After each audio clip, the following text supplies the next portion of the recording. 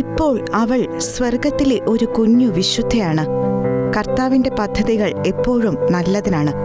വെറും 5 മാസം പ്രായമുള്ളപ്പോൾ ലോകത്തോട് വിട ചൊല്ലിയ ലിവിയ മരിയയുടെ പിതാവ് ഫാബിയോ ഹെൻറി സമൂഹ മാധ്യമങ്ങളിൽ കുറിച്ച വാക്കുകളാണ് ഇവ.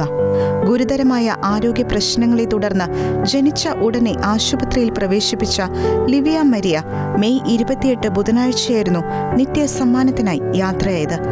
മകളുടെ വിയോഗവാർത്ത പ്രഖ്യാപിച്ചുകൊണ്ട് തങ്ങളുടെ മകൾക്കായി പ്രാർത്ഥിച്ച എല്ലാവർക്കും നന്ദി പറഞ്ഞ ലിവിയയുടെ പിതാവ് മകൾക്ക് വേണ്ടി രൂപം കൊണ്ട പ്രാർത്ഥനാ ശൃംഖലയെ വലിയ ദൈവസ്തുതിയുടെയും കൃതജ്ഞതയുടെയും വേദിയാക്കാമെന്നും തന്റെ പോസ്റ്റിൽ കുറിച്ചു.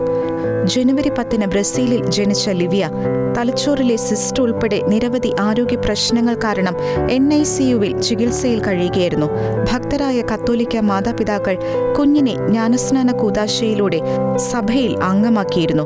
ചികിത്സാവിധികൾ ഒന്നും ഫലിക്കാതെ വന്നപ്പോൾ ആശുപത്രി ജീവനക്കാർ കുഞ്ഞിനു വേണ്ടി എന്ത് ചെയ്യണമെന്നാണ് ആഗ്രഹിക്കുന്നതെന്ന് തങ്ങളോട് ചോദിക്കുകയായിരുന്നുവെന്നും ICUവിനുള്ളിൽ പരിശുദ്ധ കുർബാന അർപ്പിക്കാനുള്ള അവസരത്തിനായി തങ്ങൾ ആഗ്രഹം പ്രകടിപ്പിച്ചതായും ഫാബിയോ ഇതിനു മുൻപ് ഫേസ്ബുക്ക് പോസ്റ്റിലൂടെ അറിയിച്ചിരുന്നു. ദൈവഹിതത്തോട് തുറവിയുള്ളവരാകുക എന്നാൽ അവിടുന്ന് ഏറ്റവും നല്ലത് ചെയ്യുമെന്ന് വിശ്വസിക്കുന്നതാണ്. ഞങ്ങളുടെ മകൾ ഞങ്ങളുടേത് എന്നതിനേക്കാൾ ദൈവത്തിൻ്റെതാണ് എന്നും അദ്ദേഹം കുറിച്ചു. ഞങ്ങളുടെ കുടുംബത്തിന്റെ ശക്തി ദിവ്യകാരുണ്യമാണ് എന്ന് ICU കിടക്കയ്ക്കരികിൽ ദിവ്യബലി അർപ്പിക്കുന്ന ചിത്രങ്ങൾ പങ്കുവച്ചുകൊണ്ട് ഫാബിയോ വിവരിക്കുകയുണ്ടായി.